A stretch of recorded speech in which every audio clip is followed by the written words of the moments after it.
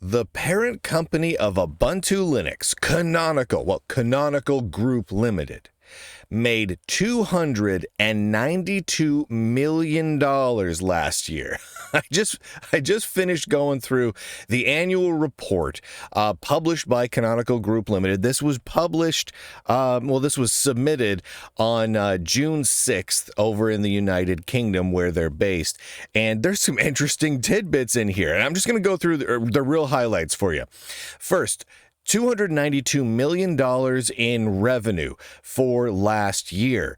That was up significantly from $251 million in 2023, the year prior, which means, like a $40 million jump. It's a pretty big percentage. That's 16% revenue according to this report. Their headcount, their total number of employees is 1,175.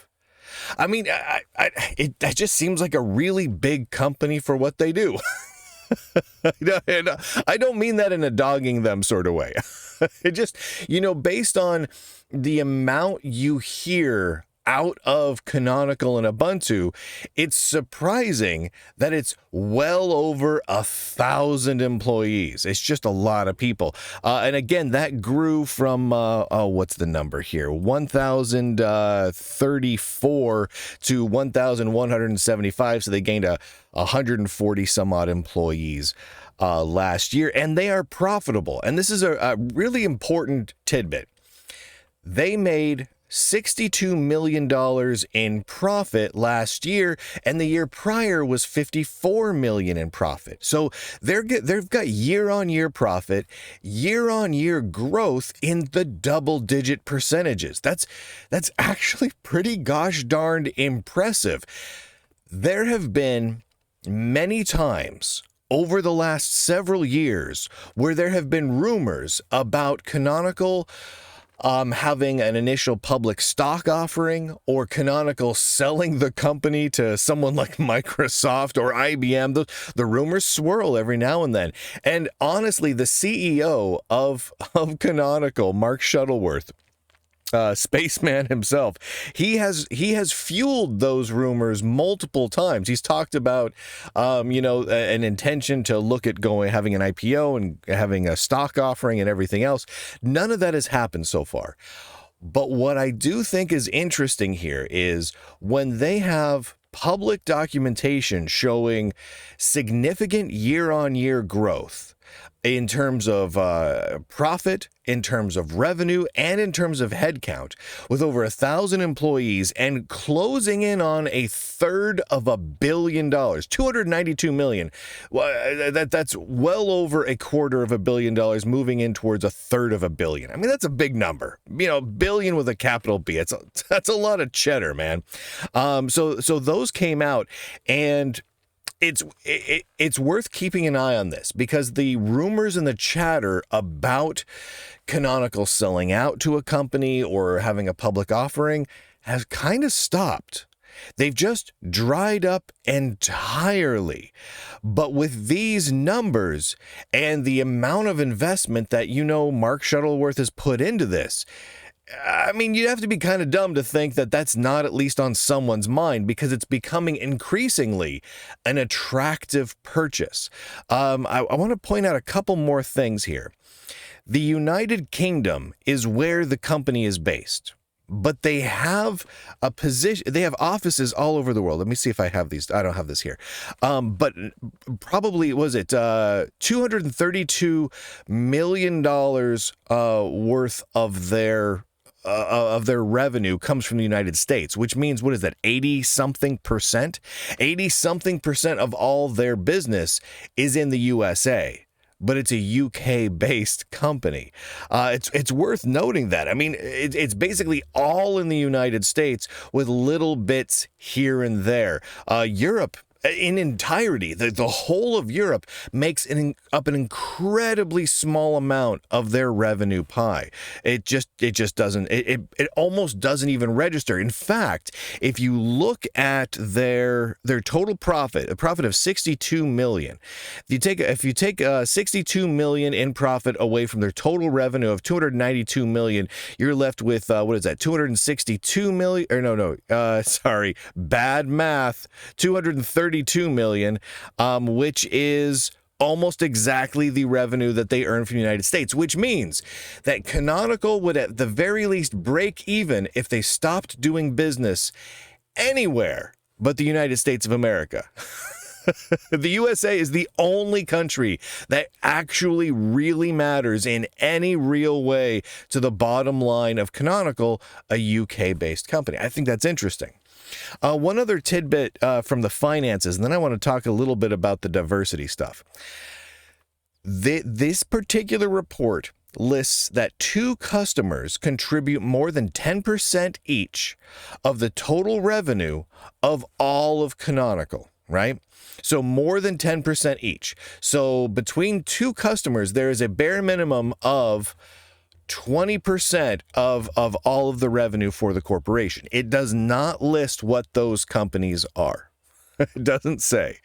But considering Canonical does a lot of their services and support services and contracts and whatnot, it could be anything. It could be financial institutions, it could be tech companies, it could be all sorts of things.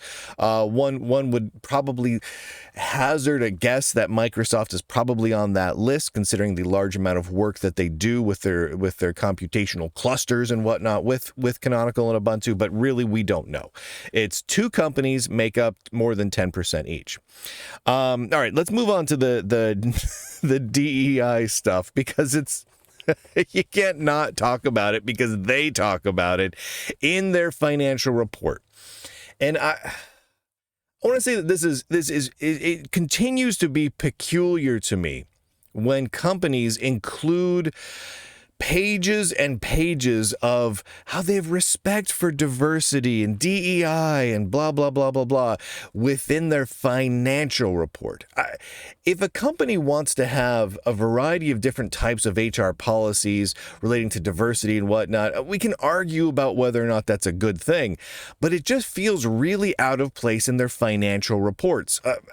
Case in point, we talked some months back about Adobe.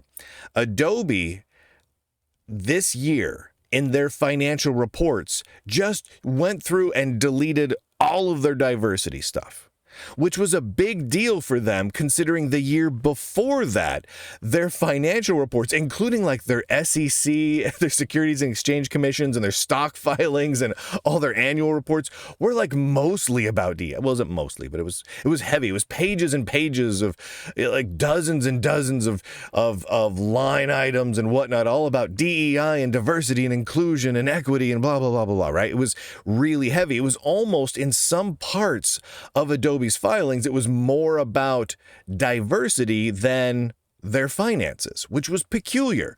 And Adobe seemed to have potentially learned the lesson that that's pretty weird. And so they line itemed them out. Canonical decided not to do that. Now, again, this stuff was filed here and accepted over in the UK by the UK government stuff on June 6th. That means that they were really working on it at the very least through the first few months of this year of 2025. And that's not abnormal. These sorts of corporations, their filings tend to lag by months, sometimes even a year or more from the close of their previous fiscal year. So that's not unusual. But it is noteworthy that at a time when so many of these large big tech firms are going through and just scratching out all of their diversity, equity, and inclusion stuff, Canonical left it all in there. And I just want to read a couple of tidbits here. Representation. This is a section on representation. Canonical's diversity initiatives are applicable but not limited to our practices and policies on recruitment and selection, compensation on benefits, professional development and training, performance management and evaluation, promotions, transfers, social and recreational programs, layoffs, terminations, and the ongoing development of a work environment built on the premise of gender and diversity equity that encourages and so everything they do is influenced by their diversity initiatives. I mean, hiring and firing, who they don't hire, how much they pay people, all of it. That's noteworthy in that, again, Canonical makes roughly 80% of their revenue from corporations in the United States. If you are working with a government agency in the United States, you can't do that anymore, right? That you'll get in trouble for that. You'll lose your contracts. You'll get slapped on the wrist pretty hard within the United States. So you're seeing U.S. companies ditch this sort of thing like a hot, rotten potato, but not Canonical. Now, Canonical's over in the UK. Things are different in the UK. There's different sorts of laws going on, but still, 80% of their revenue is from United States-based companies. So I would have expected them to be ditching this as well, but they're very much not. They talk a lot about respect for diversity, and here we go. All team members are required to attend and complete annual diversity awareness training to enhance their knowledge to fulfill this responsibility and facilitate an open and globally focused company. Annual diversity awareness training so that they can promote gender and diversity equity across all portions of the company, including performance management and evaluation, compensation and benefits, and layoffs and terminations. That to me is rather fascinating because, I mean, we're seeing companies getting sued left and right in the United States for doing exactly that sort of thing. One has to wonder if, even in the time since these words were written, if Canonical's not already second-guessing or changing or removing all of these policies. I have not heard one way or the other, and my guess is they're probably not going to answer me about it. I will check in with them, though. They also have a section on compliance, environment, sustainability, and governance. I'm just going to read this to you now because I thought it was weird. To continue developing and maturing its global compliance program, Canonical has established dedicated legal compliance function charged with overseeing the development and implementation of compliance programs across the company. Blah, blah, blah, blah, blah, blah, blah. Here we go. All right. Some of the compliance components undergoing review and continuous improvement, include anti-bribery and anti-corruption. All right. Well, I don't like bribery and corruption, so that's cool. Environment, sustainability, and governance. Yeah, there you guys go. ES friggin' G. They worked the ESG in there. Data privacy, ethics. Just in general, just ethics. We're gonna have some ethics, guys. We're gonna think about ethics a little bit. Everyone cool with ethics? Ethics over there, everyone in the back like ethics.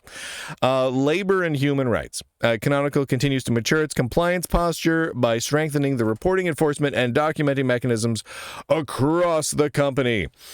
We partner with Culture Amp, an industry leader in employee engagement practices, and are able to track trends and changes year over year. 2024 saw a new approach to engagement action planning, adding a layer of team-specific, team-led, and team-owned actions to enable relevant, topical, and impactful efforts. Org's important at the team level. The efforts saw visible action increase, team cohesion and collaboration engagement, and increased favorable sentiment regarding innovation, enablement, and, wait for it, DEI. Yes. So they partner with an external consulting firm to track as many buzzwords in their company as they can. I mean, you hear that as you read all of that, right? We're an industry leader in employee engagement practices and are able to track trends and changes year over year. We got a new approach to engagement action planning, adding a layer of team specific. I mean, as you read that, it makes you want to gouge your brain out with a spoon. Like the amount of middle management mumbo jumbo jargon in there is just ridiculous. It reeks of Canonical has a lot of people at the company that don't produce anything. Because I'm sorry, but this whole paragraph that I just read is just reeks of not only does one person not do anything, but a whole team of people had to review this. Then lawyers had to sign off of it. They probably had to have accountants look over this. How much money did Canonical spend on the sentence? We are an industry leader in employee engagement practices and are able to track trends and changes. We saw a new approach to engagement action planning. I mean, how many people had to be paid to write that sentence? All leading up to DEI. Heavens to Betsy. So they're still pushing the DEI, but this is a big giant badonkadonk but. There is a line item in here that I found interesting. Political contributions. Now, I hear several of you are sat up a little bit and they're like, oh, political contributions from Canonical. This is going to get juicy. And no. Quote, the group, Canonical Group Limited, made no political contributions during the financial year. Nil. That's it. No political contributions. Now, I mean, it's somewhat noteworthy, but it's also not terribly surprising. Here's something worth noting. Okay, while I do like seeing that there are no political contributions occurring from Canonical, and that's good. That's a good thing. Most tech companies of Canonical size and larger could say the same thing. But their employees, members of the board, their executive teams, oftentimes will have made significant political contributions during that financial year, oftentimes all leaning in one very specific direction. I'm sure many of you have seen the charts that show all the various tech companies like Netflix, Apple, Microsoft, IBM, etc., and how much the employees or the executives donated to various political candidates, whether it was on the left or on the right. And it's always fascinating to look at that, because most of those big tech companies, it's like between 80 and like 99% all go to leftist candidates. Usually in the United States, it's all towards the Democratic Party, and the percentage that goes to the Republican Party is between like 1 and 15 to 20%, right? It's just almost always like that. There's very few big companies that are not. But those companies tend to be able to say that they made no political contributions during the financial year. Sometimes they do, and the reporting gets weird, and it's all dependent on what specific political contributions occur. But as a general rule, they can all say that. So it's good that Canonical did not do that, but it's also not abnormal. Anyway, I wanted to talk a little bit about that because it was interesting, and it just came out a couple of days back. The really big takeaway of all of this, though, for me, is the amount of revenue growth and amount of employee growth.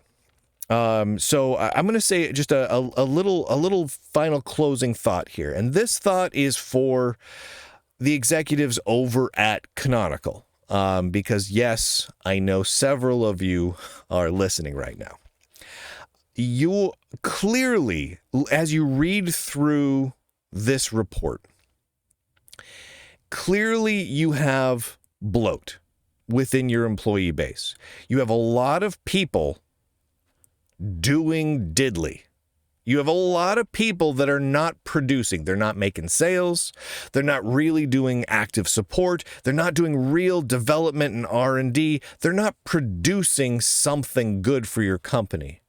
If you have so many paragraphs and pages of DEI, diversity and equity and ESG and your annual required diversity awareness training and all these sorts of things. If you have any of that is even remotely worth mentioning, you have a whole lot of dead weight in your company.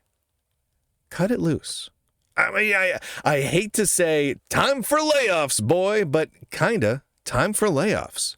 Those people, those positions, they don't need to exist within your corporation. In fact, the fact that those positions exist at all, the fact that you have corporate policies pushing for ESG and DEI and diversity awareness training, the fact that some of your hiring and firing and layoffs and promotion assessment is based in part around diversity is going to cost you money.